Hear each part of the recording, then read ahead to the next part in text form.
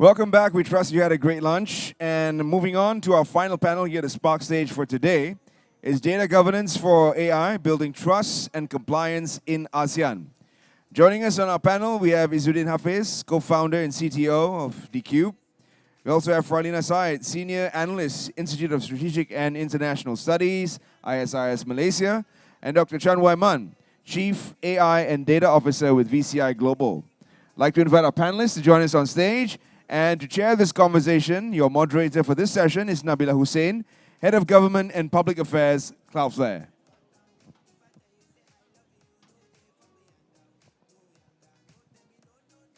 So with our panel assembled, I'd like to now hand you over to our moderator to begin the conversation. Nabila, over to you. Thank you very much. Bismillahirrahmanirrahim. Assalamualaikum. A very good afternoon. Salam sejahtera and a warm welcome to our colleagues who have traveled from abroad to be here with us in Kuala Lumpur today. Today's panel session on data governance for AI, building trust and compliance in ASEAN. We've all seen over the past few years how artificial intelligence has rapidly moved from a theoretical concept to a practical reality, and how it has reshaped both our economies and societies online and offline. As AI applications become more powerful and data-driven, government and businesses across the region and the world are working to ensure that AI-powered technologies remain transparent, accountable, and trustworthy. This is especially true here in ASEAN, as we all know, a region marked by its incredible diversity in technological adoption and regulatory approaches. With our esteemed panelists here today, we will be exploring how we collectively can strengthen our digital environment across Southeast Asia, focusing on the heart of this, data governance. To guide us through the conversation, we have Dr. Chan Wai Man, Chief AI and Data Officer at VCI Global, Ms. Farlina, Director of Cyber and Technology Policy at the Institute of Strategic and International Studies, and Mr. Izzudin Hafiz to my left, Chief Technology Officer at Decube. I am Nabila Hussain. I work for Cloudflare, covering Southeast Asia public policy. So with that, with the introductions, and now that we know who our speakers are, a useful starting point for us is to recognize that ASEAN member states are at varying stages of data governance and AI development. To list some of these initiatives, Singapore introduced a global AI assurance sandbox. Malaysia has an AI roadmap, as we know, with an AI action plan in the pipeline. And Indonesia recently issued its ethical AI guidelines. So perhaps the first question to Farlina, how would you characterize ASEAN in the broader context of AI development? What are we doing well, and what are some areas that could be enhanced further? Thank you.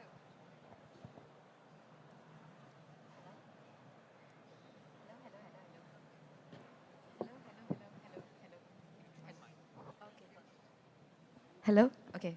Many apologies for that. So my name is Farlina. I'm from a think tank called the Institute of Strategic and International Studies Malaysia.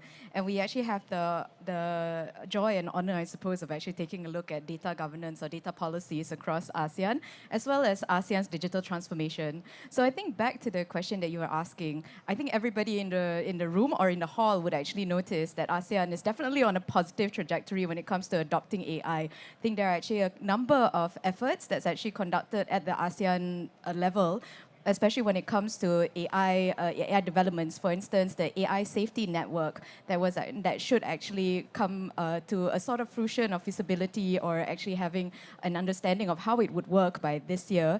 But even prior to that, you actually have different types of guidelines that were actually introduced at the ASEAN level on AI ethics. And actually late last year, there was actually a guidelines on generative AI to actually update some of the ethical guidelines that were actually published earlier. So underpinning this, I think we can actually definitely agree that ASEAN is on a positive trajectory, though different ASEAN member states may actually have different emphasis on where it would actually be some of these transformations for AI. For instance, it could actually focus on e-government, or it could actually focus on education.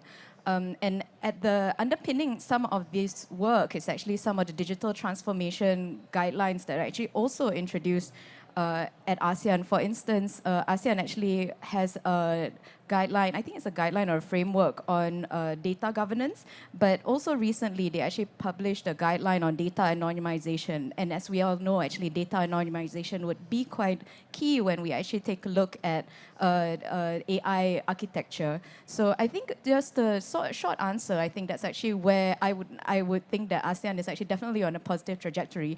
But I think when building on the topic of data, that is actually perhaps where some of the challenges do lie, because as we actually all know, AI would actually not be the best if it actually does not have sufficient data assets or a sufficient data input. And in that sense, ASEAN actually also has to take a look at data security challenges, data storage options, and also different ways of actually being able to catapult from some of these data assets that they do have. So I think that's probably, I will just stop there. I pass the floor back to you. Thank you, Farlina. Absolutely, we cannot have AI governance without data governance. And I think reflecting on the ASEAN experience, but also zooming out to the global landscape, we see different approaches. The EU's right-based model, US tends to be more market-based, and China's state-led approach. And so thinking about these different approaches and both the challenges and the opportunities that technology presents, it might be useful for us to go a little bit deeper into ASEAN's initiatives to set direction and develop frameworks, as Farlina spoke about. And we also know that ASEAN's efforts tend to be light touch and voluntary, reflecting the diversity across the region and usually with the aim of securing regional commitment towards certain strategic outcomes. And one relevant example of this is the ASEAN Guide on AI Governance and Ethics, which was developed last year. So it might be useful for us to get a technologist perspective. And so Hafiz, could you share with us how does this non-binding guide impact companies in the region when developing and deploying governance solutions? Does a non-binding guide foster more innovation, or does it create uncertainty due to regulatory diversity across the member states? Yeah, it's an interesting approach how ASEAN is doing this, but the short answer to your question is it's both, right? It helps, the non-binding guide helps with innovation, but at the same time it creates a lot of complexity versus the approach of like heavy-handed approach of the EU with their AI safety and data governance approach, right?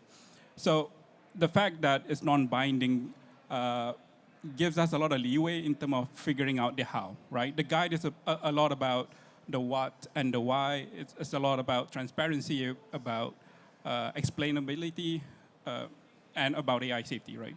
Those kind of things. So they give you a good baseline in terms of what is it that you need to focus on, right? And it's up to us in the industry as private sectors to kind of push on the innovation piece.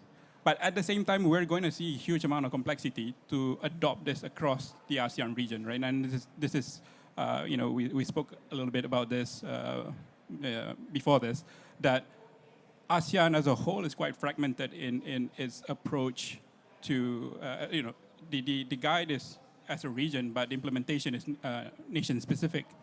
So when we deploy a solution to all of the ASEAN member states, we have to keep in mind all of this complexity, and of course, that is going to make things difficult.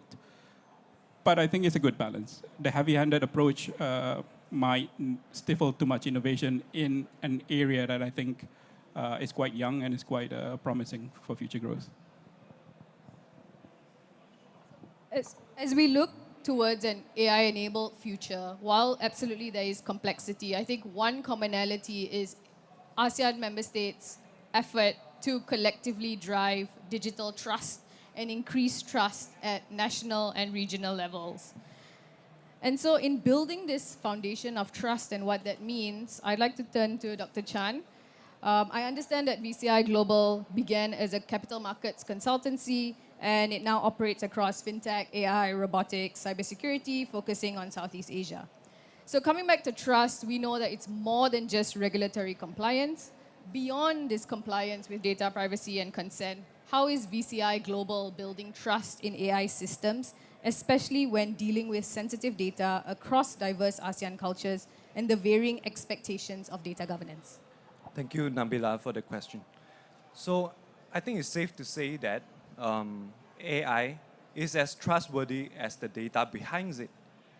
And a trustworthy infrastructure is actually what we need. So at VCI Global, we put our priority to build a secure foundation so that AI can be developed and deployed safely and with confidence. So in our company, our technology stack involve a wide range of secure products. So we have a secure vault, we have a secure gateway, and servers to actually safeguard your data across its entire life cycle. That includes storage, transit, compute, and usage. So all our products are actually embedded with our proprietary encryption chip that is certified with EAL4+ and offer military-grade protection performance. So that allows our clients or users to actually have a peace of mind when using the technologies. And next, we also use hardware encryption so that your system will be very resilient against any cyber attacks or ransomware. And thirdly, and in compliance perspective, our infrastructure actually operate their own blockchain platform so that every transaction across its life cycle is recorded in the blockchain. And the good thing about blockchain is that it is indestructible, the records. So whenever you want to do audit or you want to do some tracking, so the data is there. So that is actually to give more governance and transparency to your whole infrastructure.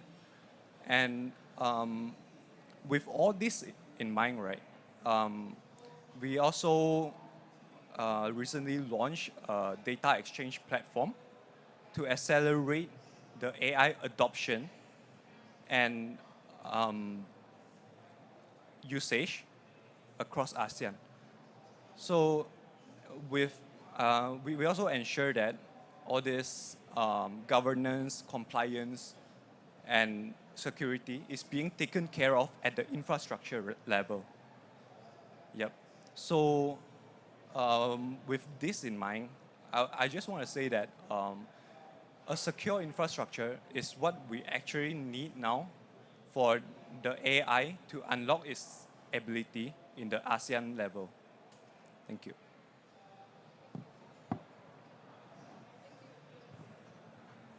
Thank you. Let's see if this works. Okay. Yes. Thank you, Dr. Chan, for sharing VCI Global's perspective. And before we move to Farlina, I just want to say that I should have said at the outset that we will have 5 to 7 minutes for audience to raise questions as well. So please do keep those questions in mind, and we'll make sure that we get to you before the session ends. So zooming out, right? We have heard about VCI Global. Now zooming out to think about public sector versus private sector. How does building trust in AI systems vary across these sectors? And are there particular verticals which have taken the lead in navigating the balance between innovation and trust? Hello. Okay.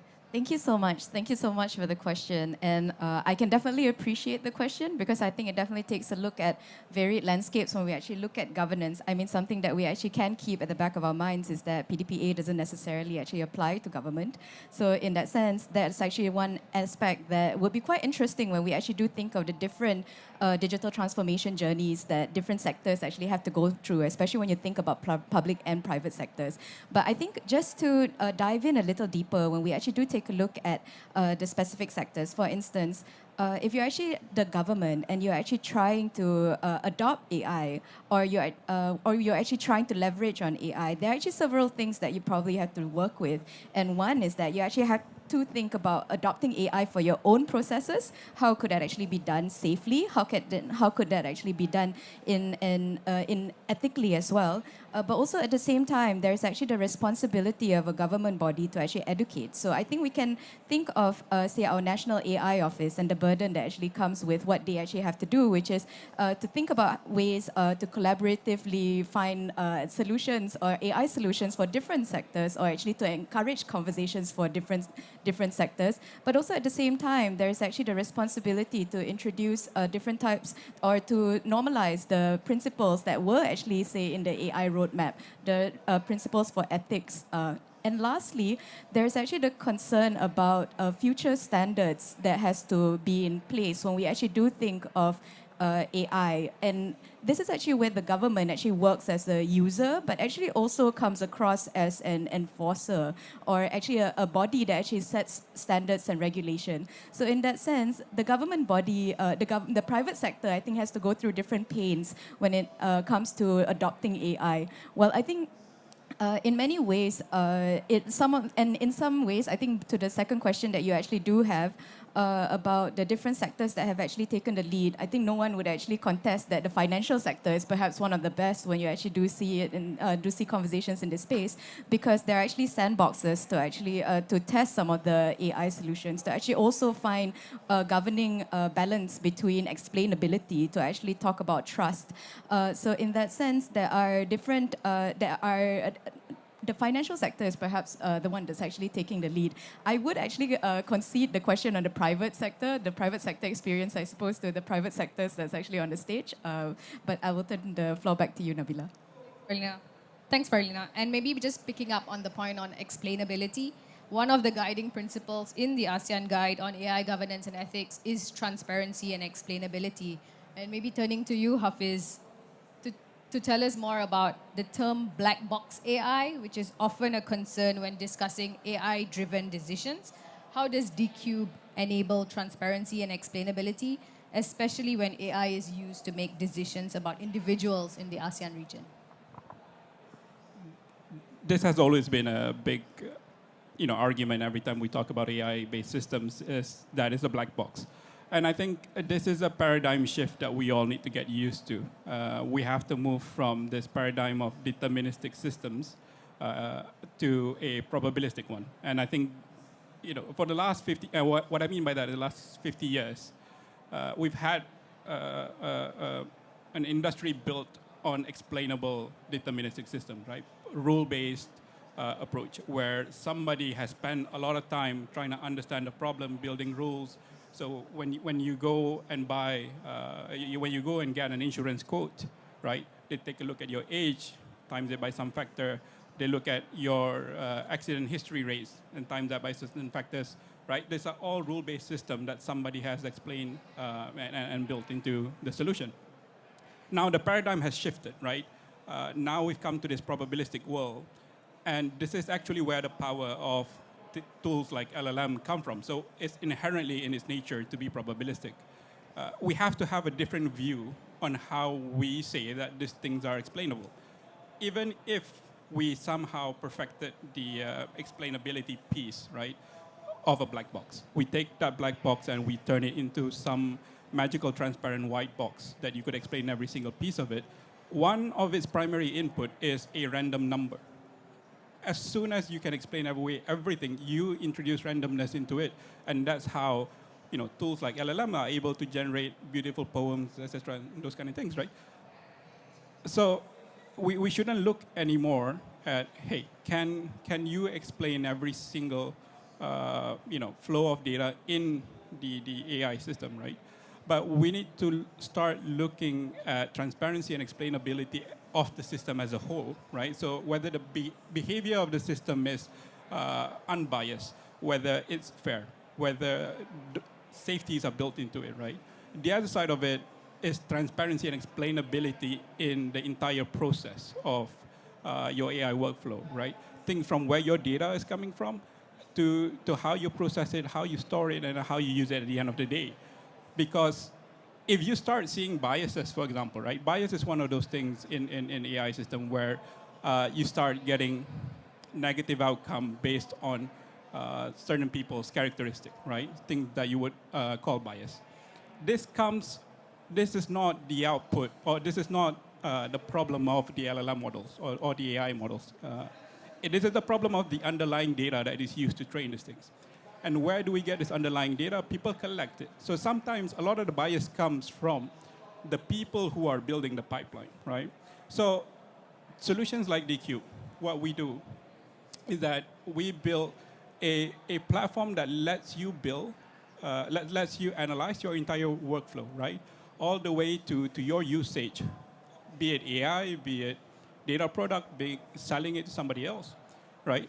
One of the key aspects that we provide to our customers, and it's very powerful, is a data lineage tool, right? And what this lets you see is where your data is coming from, right? You have this map of this is where I'm using my data, and upstream of it is a data warehouse, is a data lake, is a primary database, is an Excel file, etc., right? This helps you explain a lot about where your data is coming from, what is being done for the transformation, what are the weaknesses in your data when we do data observability as a tool, where we profile your data, try to understand whether there are biases in the data. Are there more data points for men versus women, right? These kind of things. This helps explain away some of these things. Now, and I think it's an important thing for us, right? And I think, I was talking to Farlina and Nabila about this on public policy, to have a shift from thinking that this is a deterministic problem, right? Out of 100 outcome that you put into ChatGPT, right? One of it may be negative, right? In terms of a user experience point of view, in terms of the output that it gives you. Now, is that overall a failure of the system, right? A failure of a probabilistic system? Do we take away that creativity, right? And to kind of push the idea of everything must be explainable, everything must be transparent. There should not be any randomness and those kind of things, right? So it's a bit of a balancing thing, right? And I think people shouldn't be too afraid of this idea of a black box, right?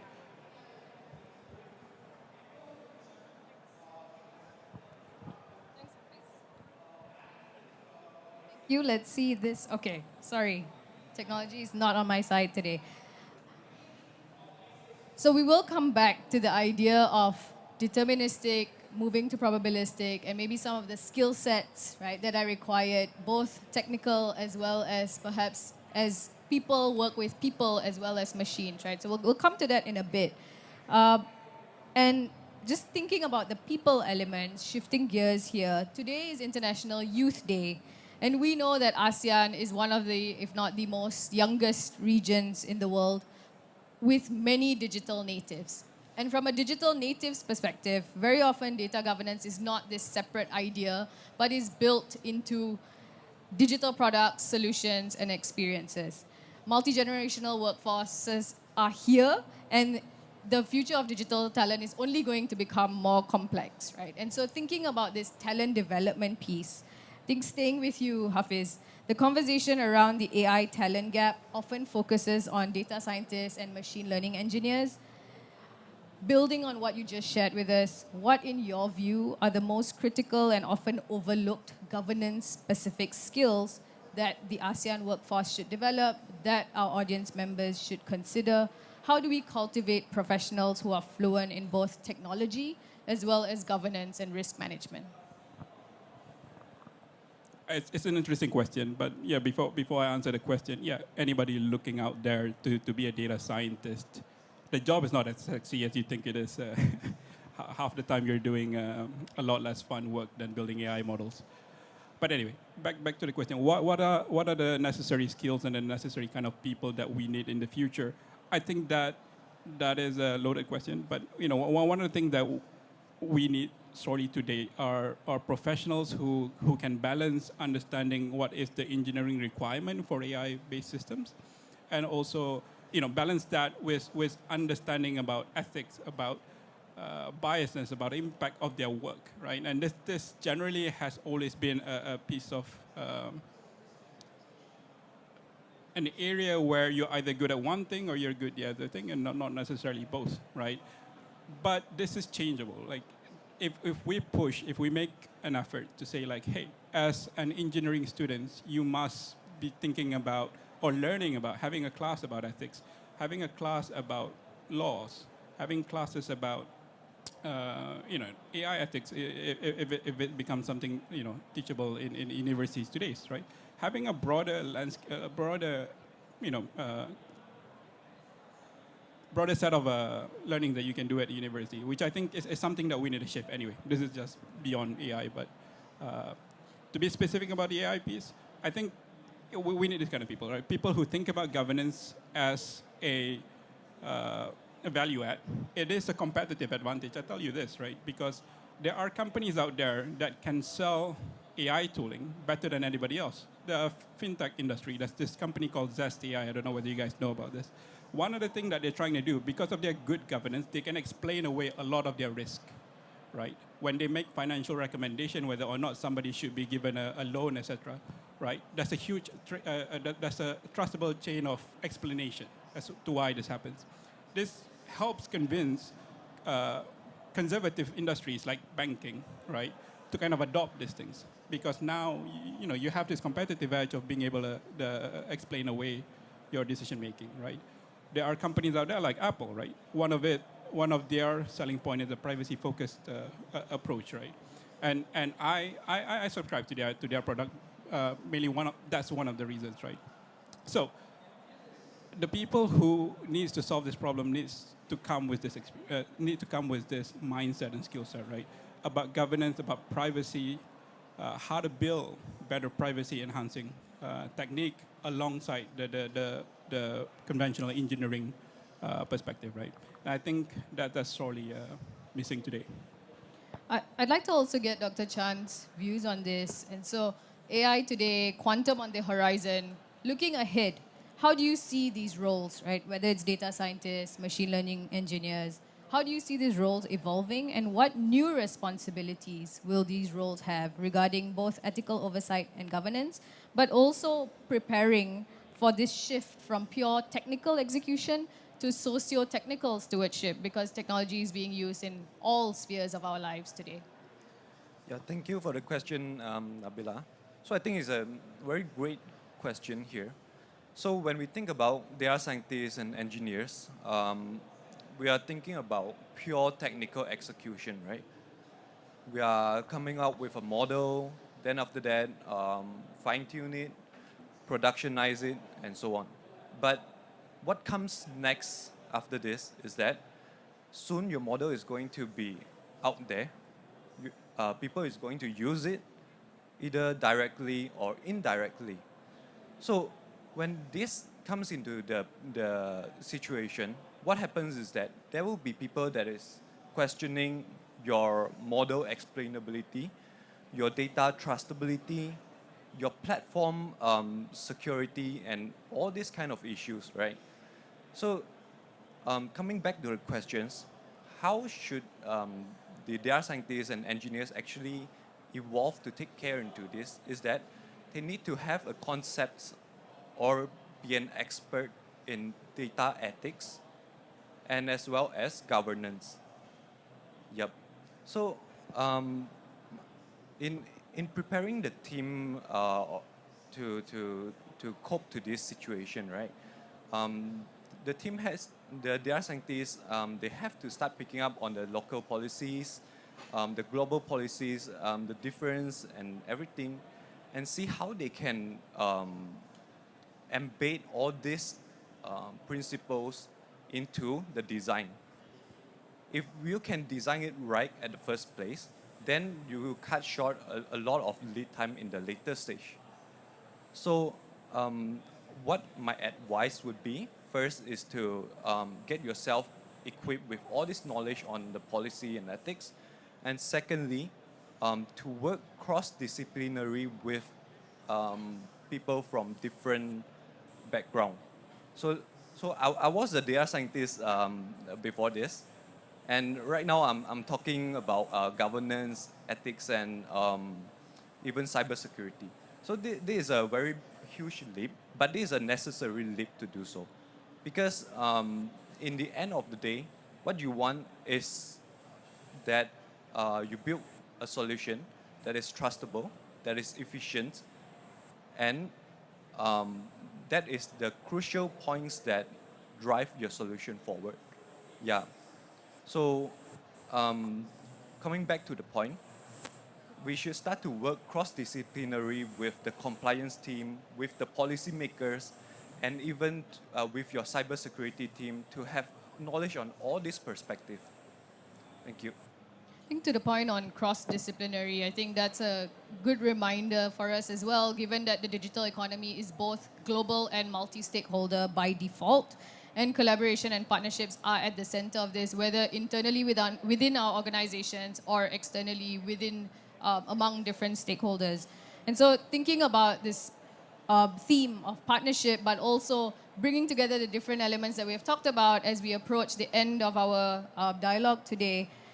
Turning to you, Farlina, to think about ASEAN as a bloc, right? We know that unlike the EU's single market, ASEAN economies operate with diverse laws, whether data protection or otherwise. The EU has its GDPR. We do not have ASEAN law in the same way. So from a policy perspective, how should businesses navigate this complexity? Easy question, I'm sure 5 minutes is all we need for that. Are there particular policy areas, jokes aside, right? Are there particular policy areas that should be regionally harmonized or aligned, potentially via channels and platforms such as the ASEAN Digital Economy Framework Agreement that is currently being negotiated, so that we can all collectively encourage innovation while also building trust? Thank you so much. And I think, again, as you said, a very easy question, probably 20 seconds and like 5 books maybe, that would actually answer the question that you actually have.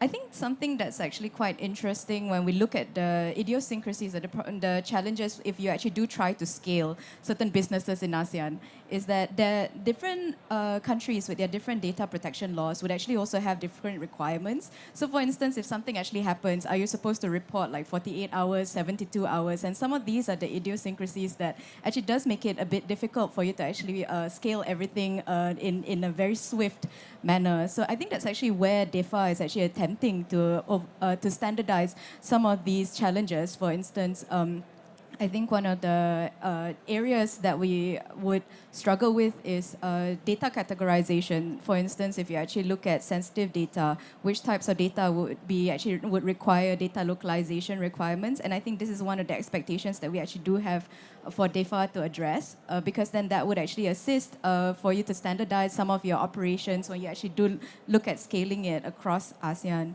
I think that being said, because some of these challenges actually do occur, I think we also have to take note that EU, as much as they actually also have their GDPR, I think one thing that I would like to say is that their categorization of harms is actually not necessarily standardized. So actually, if we actually want to take a look at AI and AI's impact on society, AI's impact on society can be very specific and quite localized. So in that sense, for certain things, it would be quite difficult if we would actually think of a one-size-fits-all for ASEAN.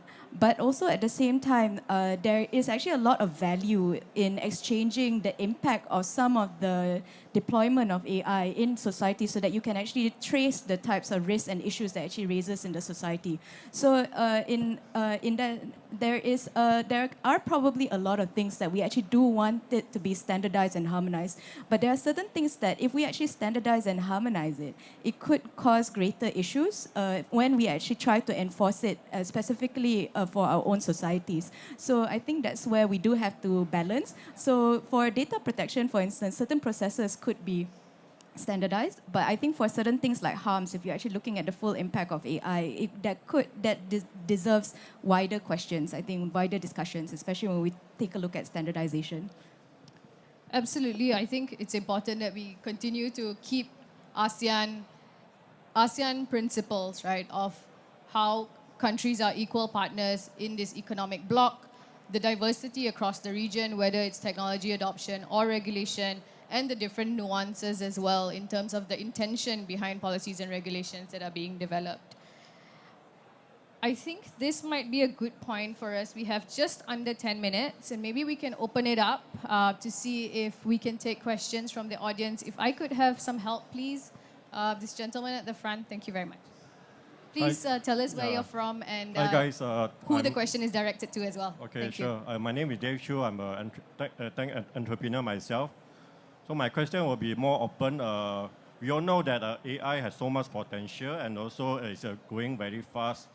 And more importantly, do we have enough guardrail and also safety to actually mitigate the risk of the unknown risk, to mitigate the unknown risk, and secondly, the systemic risk, because we also know that AI is widely adopted by international crime syndicate. So what are the measures or the safeguard to mitigate the risk that one day a large bank or even a country could be taken down by these cyber criminal? And of course, we all know that the war now is involving drone war, and AI war could be the next. So yeah, it's an open question.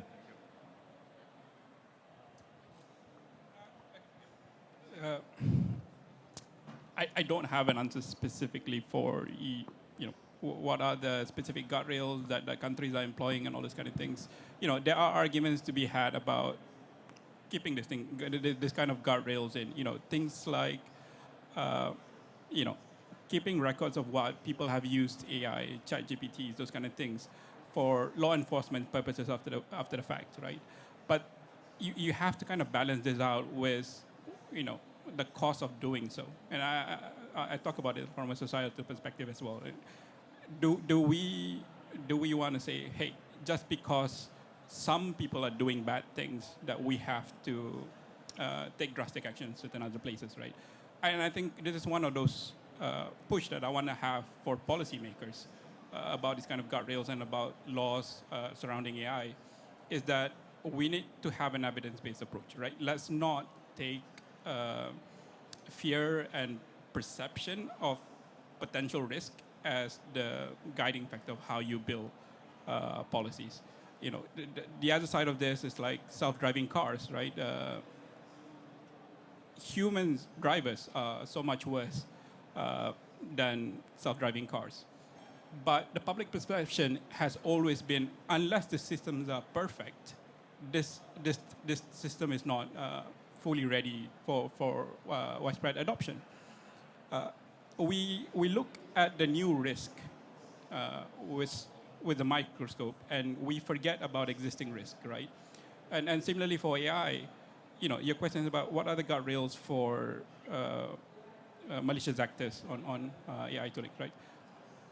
We could have a debate about what are the things that you should do, tracking, tracing, making sure that it's all accountable, that you can point back to who's asking what, who's doing what. But what are the costs of doing this, right?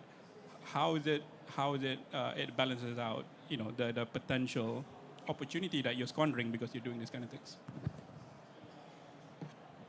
Hello.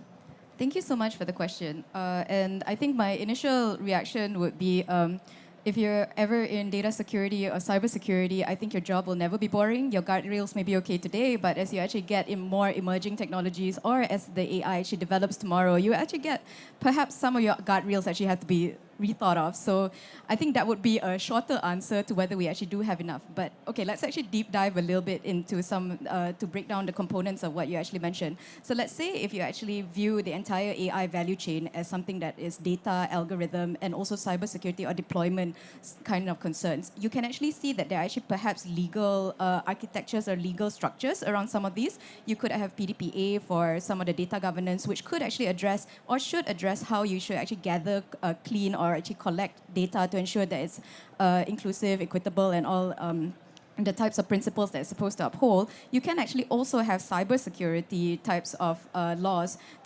that could actually assist when you are actually looking at certain things. For instance, how you are actually supposed to manage the data storage, or when you're actually looking at the algorithm and how it actually functions. But if you're actually taking a look at the middle section and then you're actually trying to trace out the harms that it actually has, and you actually try to categorize some of these harms, I think that's actually where some of the challenges are. For instance, certain things that we would actually find in repositories across the world is like misinformation can actually be considered a harm. Do you actually think that there are actually enough guardrails to protect society from misinformation?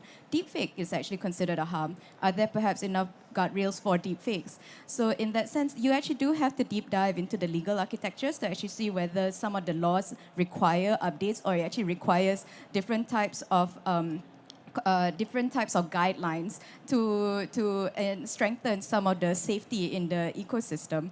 And I think I'll actually take a stab when you actually said about drone wars versus AI wars, and I think that is actually a bit different for if we are actually taking a look at some of the conversations that we are thinking of AI today. I think some of the more difficult parts when we think of these high-scale, high-impact thresholds of using AI to completely coerce another state into your own ones. It's actually not as easy and direct as we think, because if AI is actually meant to be like electricity, you would actually go into a lot of different technologies that you actually do have. So actually having that actually escalate into the state of war would be a bit of a stretch, but there are certain things that you can actually think about. For instance, the fact that your LLMs might actually, if your LLMs or your AI sovereignty principles for some of these areas are not as strong. So you would actually find that there could actually be certain avenues for there to be for certain things to actually for you to be vulnerable, I think, in some areas. So I think that's one of the areas that I would actually address. Thank you for raising the question and highlighting the fact that it is absolutely balancing both the challenge and the opportunity, and how data, right, being fed into models, being used by both good actors and bad actors is a conversation that we are going to continue having. We only have slightly less than 3 minutes left, so maybe we will go to the final closing question. And this is really thinking ahead, right? We are moving towards ASEAN 2045, shared future. What does that mean for us collectively? We know that data governance has been highlighted in ASEAN policy documents as both a key enabler and a strategic imperative. And so maybe rapid fire, 30 seconds each. What call to action or recommendation would you offer policymakers or business leaders to further propel ASEAN towards more competitiveness, inclusion, sustainability, and resilience?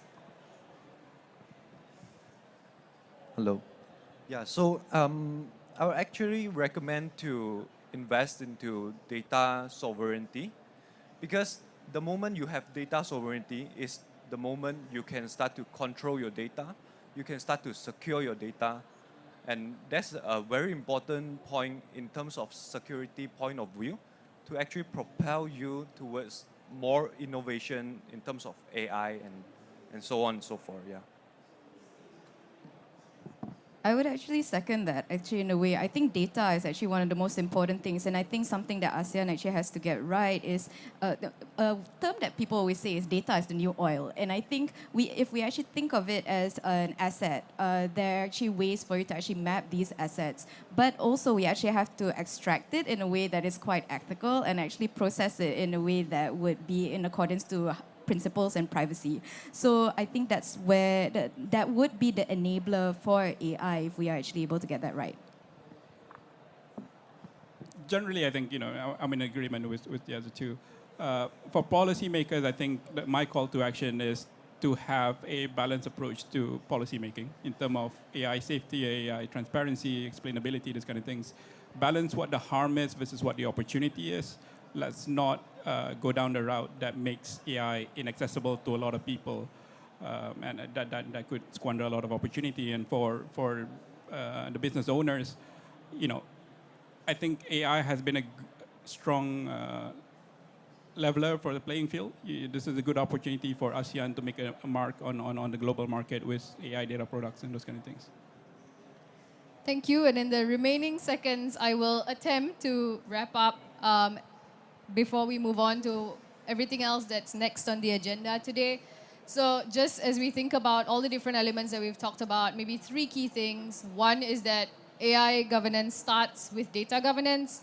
We know, I think so many more in the audience today would probably have much more insights and we could have a much deeper conversation. But I think the main point is that development of enabling environments within ASEAN member states, but also at ASEAN regionally, rely on both technology and policy. They both have to come together. And finally, I think it's very clear that there is no one-size-fits-all approach, but there's certainly room for us to lean into commonalities and develop common approaches, working towards greater degrees of alignment as we move towards ensuring that ASEAN is not only AI ready, but also quantum ready and ready for whatever comes next in terms of the next generations of technology. With that, please join me in thanking our panelists. We have come to the end of today's conversation. Thank you very much.